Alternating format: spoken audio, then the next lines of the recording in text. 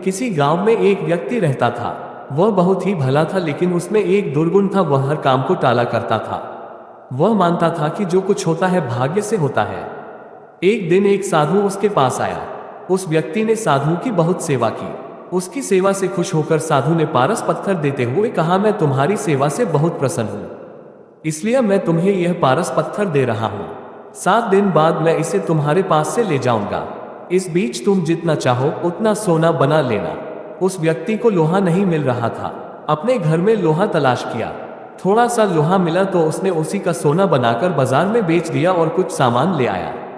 अगले दिन वह लोहा खरीदने के लिए बाजार गया तो उस समय महंगा मिल रहा था। ये देखकर वह व्यक्ति घर लौट आया। 3 दिन बाद वह फिर बाजार गया तो उसे पता चला कि इस बार और भी महंगा हो गया है। इसलिए वह लोहा बिना खरीदे ही वापस लौट गया। उसने सोचा एक दिन तो जरूर लोहा सस्ता होगा, जब सस्ता हो जाएगा तभी खरीदेंगे। ये सोचकर उसने लोहा खरीदा ही नहीं। 8वें दिन साधु पारस लेने के लिए उसके पास आ गए। व्यक्ति ने कहा, मेरा तो सारा समय ऐसे ही निकल गया, अभी तो मैं कुछ भी सोना नहीं बना पाया। आप कृपया इस पत्थर को कुछ दिन और मेरे पास रहने दीजिए। लेकिन साधु राजी नहीं हुए। साधु ने कहा, तुम्हारे जैसा आदमी जीवन में कुछ नहीं कर सकता। तुम्हारी जगह कोई और होता तो अब तक पता नहीं क्या क्या कर चुका होता। जो आदमी समय का उपयोग करना नहीं जानता वह हमेशा दुखी रहता है।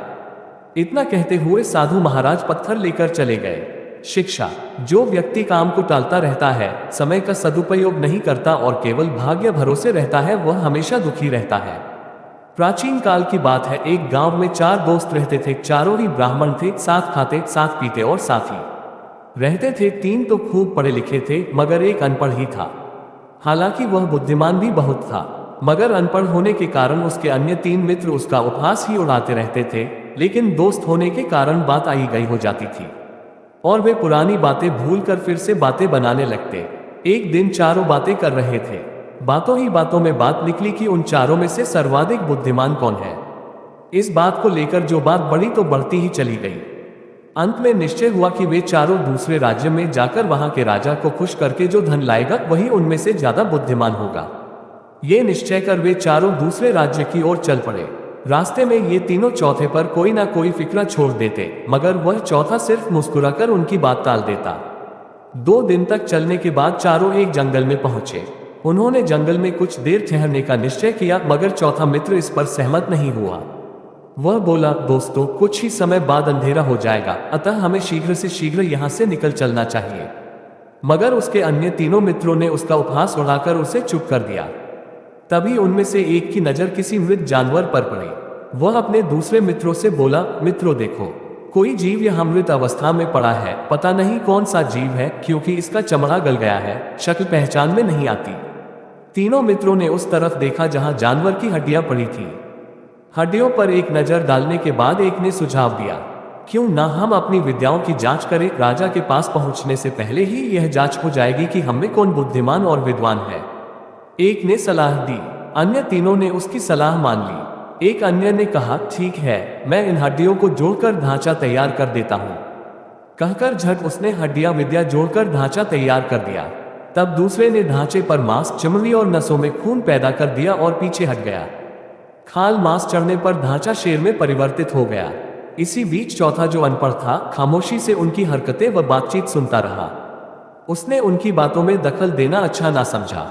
इधर दूसरे के पीछे हट जाने के बाद तीसरा आगे आया और बोला, तुमने इसकी हड्डियों को जोड़कर ढांचे में परिवर्तित कर दिया और तुमने उस ढांचे पर खालमांस चढ़ा दी, मगर किसी में जान फेंकना सबसे बड़ी विद्या है जो मेरे पास है। अब देख कैसे मैं इस जीव में जान डालता हूं। कहकर वह शेर में जान डालने के लिए आगे बढ़ा। तभी चौथा व्यक्ति बोल उठा, अरे ठहरो भैया, क्यों, क्या हुआ। तीसरा झल्लाकर उसकी ओर घूमा, लगता है इसे डर लग रहा है। दूसरा उपहासजनक स्वर में बोला, शेर से। पहले वाले ने शेर के पुतले की तरफ इशारा किया और तीनों हंस पड़े। तीसरा बोला, ओ मूर्ख, तू चुप रह, दोबारा मत बोलियो। मगर भैया, अगर यह शेर जीवित हो गया तो ये हम सबको खा जाएगा। चौथे ने अपने मन की मंशा को प्रकट किया, चुप कर मूर्ख, तू तो ज्ञान को ही बेकार कर देगा, मैं तो इसे जीवित करके ही रहूंगा। तीसरा घमंड में बोला। तब चौथे ने सोचा कि ये तो शेर को जीवित किए बिना बाज ना आएगा और शेर जीवित होते ही उन्हें मार डालेगा। ये तो मानेंगे नहीं, अतः वह अपना बचाव तो कर ले। ये सोचकर वह उन तीनों से बोला, ठीक है भैया, जैसी तुम्हारी मर्जी, मगर जरा 1 मिनट ठहर जाओ। कहकर वह एक पेड़ पर जा चढ़ा। उसे पेड़ पर चढ़ते देख वे तीनों हंस पड़े, लेकिन उसने उन तीनों की हंसी को नजरअंदाज कर दिया और पेड़ पर बैठ गया। तब तीसरे विद्वान ने अपनी विद्या से शेर को जीवित करने के लिए मंत्र पढ़कर शेर पर फेंके। कुछ ही पलों में शेर दहाड़ता उठ खड़ा हुआ। शेर ने अपने सामने तीन तीन प्राणियों को देखा तो उसकी जीभ में पानी आ गया। इधर जीवित शेर को देखते ही उन तीनों की हालत पतली हो गई। वे वहां से भागने की कोशिश करने लगे, मगर शेर ने उन्हें भागने का मौका नहीं दिया। उसने एक को पंजे से मारा, दूसरे को धक्का देकर गिरा दिया और तीसरे को सीधे दांतों से जकड़ लिया और कुछ ही देर में तीनों को खा गया।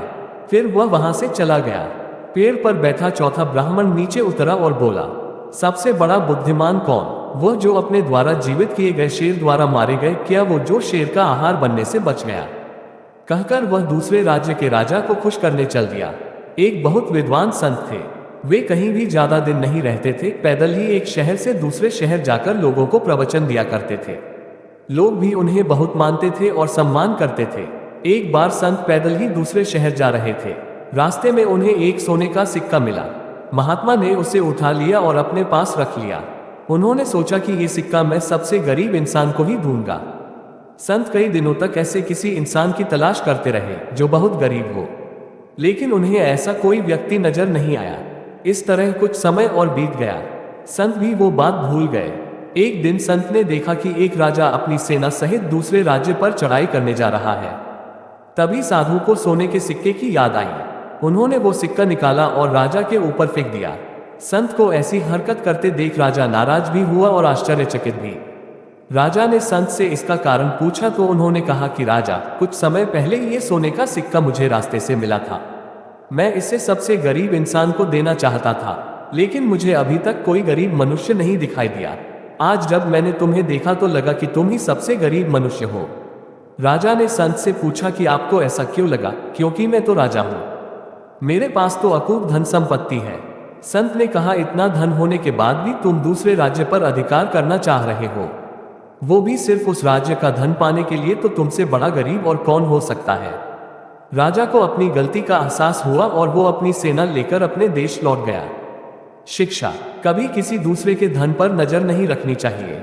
हमेशा अपनी मेहनत से कमाए गए धन में ही संतोष करना चाहिए।